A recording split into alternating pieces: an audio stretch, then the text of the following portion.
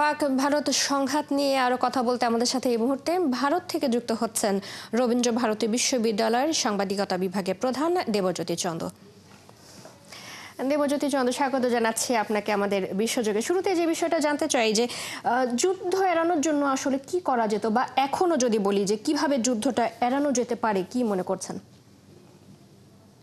আমরা এক্ষুনি যা খবর পেলাম যে দু দেশের যে জাতীয় নিরাপত্তা উপদেষ্টা তাদের মধ্যে বাক্যালাপ চলছে এবং আমাদের দুই দেশের কিছু বন্ধু রাষ্ট্র রয়েছে, যেমন ইরানের বিদেশমন্ত্রী ভারতে রয়েছে বর্তমানে, মার্কিন যুক্তরাষ্ট্রের বিদেশমন্ত্রী মার্কো রুবিও তিনিও আজকে সকালে দুই দেশের উচ্চপদস্থ কর্মকর্তাদের সাথে আলাপ আলোচনা করেছেন।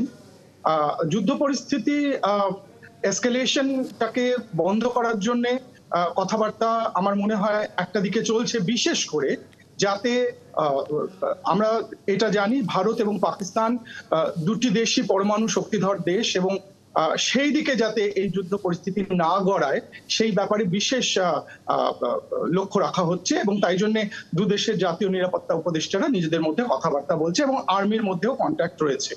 আজকে সকালে পরশু দিনের যে রাত্রিবেলা যে মিসাইল অ্যাটাক হয়েছিল তার সেটা আপনারা যদি একটু বিশ্লেষণ করেন তাহলে দেখতে পাবেন যে ভারত খুব নির্দিষ্টভাবে কতগুলো জঙ্গি ঠিকানায় আক্রমণ করেছে, এমনকি পাকিস্তানের কোনো সামরিক এস্টাবলিশমেন্টেও আক্রমণ করা হয়নি এইটা থেকে। কিন্তু পরের দিন আমরা যেটা দেখলাম, যেটা দেখে ভারতবাসী এবং আমাদের এস্টাবলিশমেন্ট খুবই অবাক হয়েছে, যে লস্করি তৈবার যে জঙ্গি মারা গেছে সেই জঙ্গি নামাজে জানাজায় অত্যন্ত উচ্চপদস্থ আর্মি অফিসাররা, কমান্ডেন্টরা পাকিস্তানের, তারা সেই জানাজায় পার্টিসিপেট করেছে। আমরা যে বারবার করে ভারতের এই যে কমপ্লেন যে পাকিস্তান টেরোরিস্টদের ট্রেনিং, তাদের স্পন্সরশিপ করছে, এইটা আরেকবার কিন্তু পাকিস্তানি এস্টাবলিশমেন্টের নামাজে জানাজায় পার্টিসিপেশন, এটা কিন্তু আবার একটু চোখে আঙ্গুল দিয়ে আমাদের দেখিয়ে দিল যে ভারতের এই যে কমপ্লেন এটা মিথ্যে নয়। দুদেশের মধ্যে আলাপ আলোচনা একটা স্তরে চলছে।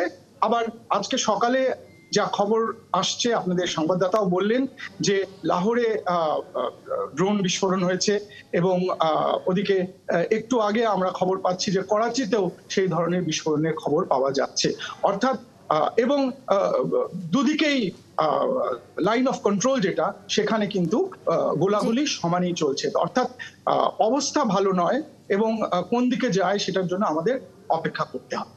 জি, আমি এখান থেকে যদি আরেকটা বিষয় জানতে চাই যে ভারত পাকিস্তানের বর্তমান যে পরিস্থিতি, সেখানে আসলে আলোচনার কোনো সুযোগ রয়েছে কিনা পরিস্থিতি স্বাভাবিক করার জন্য? আলোচনা, দেখুন, আলোচনা অবশ্যই হওয়া দরকার, কিন্তু বিষয়টা হচ্ছে যে ২৬ জন নিরীহ প্রাণ পহেলগাঁও একটি, আপনারা যদি খবর রাখেন দেখবেন ২০২৩ সালে ১ কোটি মানুষ কাশ্মীরে ট্যুরিজমে ভিজিট করেছিল এবং সেটা ২০২৪ সালে বেড়ে ২ কোটি ট্যুরিস্ট হয়েছিল। অর্থাৎ কাশ্মীরের যে ইকোনমি সেটা ট্যুরিজমের উপর নির্ভরশীল এবং সেই ট্যুরিজমটা ভীষণভাবে বাড়ছিল।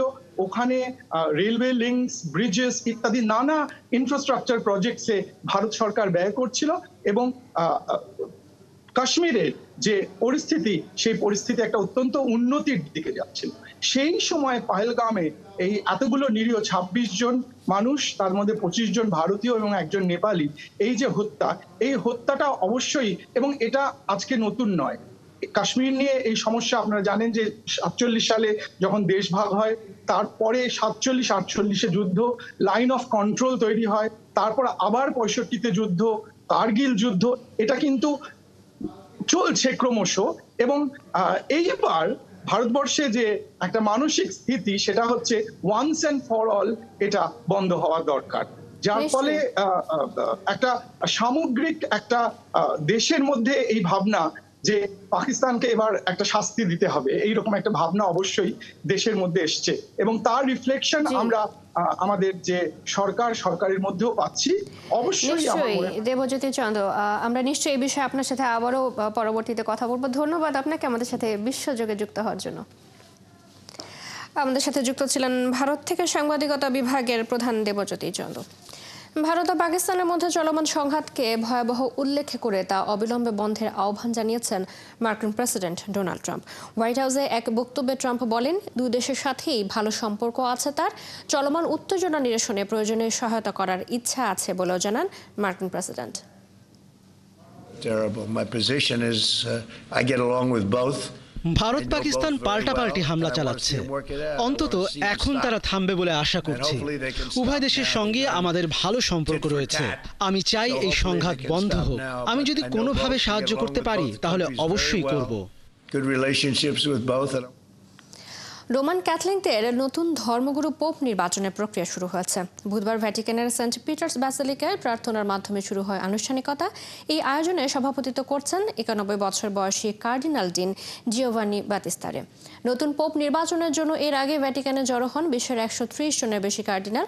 ভ্যাটিকান সময় বুধবার বিকেলে তারা রেনেসা ফ্রেস্কোর নিচে ভোট দেওয়ার জন্য সিস্টিন চ্যাপেলে যান। ভ্যাটিকানের স্থানীয় সময় বিকেল 5:30 দিকে কার্ডিনালরা চ্যাপেলে প্রবেশ করার পর নতুন পোপ নির্বাচিত না হওয়া পর্যন্ত তাদের বাইরের বিশ্বের সাথে কোনো যোগাযোগ থাকবে না। নতুন পোপ নির্বাচনের এই প্রক্রিয়াটি কতক্ষণ স্থায়ী হবে বিষয়টি এখনও নিশ্চিত নয়।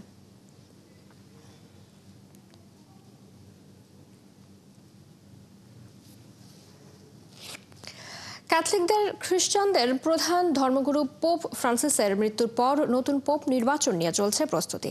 শত বছরের ক্যাথলিক রীতি মেনেই নির্বাচিত হবেন নতুন পোপ। প্রক্রিয়াটি বেশ জটিল এবং সময় সাপেক্ষ। পোপ নির্বাচন ব্যবস্থার আদ্যোপান্ত নিয়ে বিস্তারিত প্রতিবেদনে। সেন্ট পিটারের জীবন্ত উত্তরসূরি হিসেবে বিবেচিত হন পোপ। ক্যাথলিক খ্রিস্টানদের বিশ্বাস, যীশু খ্রিস্টের বংশধারার সরাসরি প্রতিনিধিত্ব করেন পোপ, আর তাই ক্যাথলিকদের প্রধান ধর্মগুরু তিনি। সম্প্রতি 88 বছর বয়সে মারা যান পোপ ফ্রান্সিস।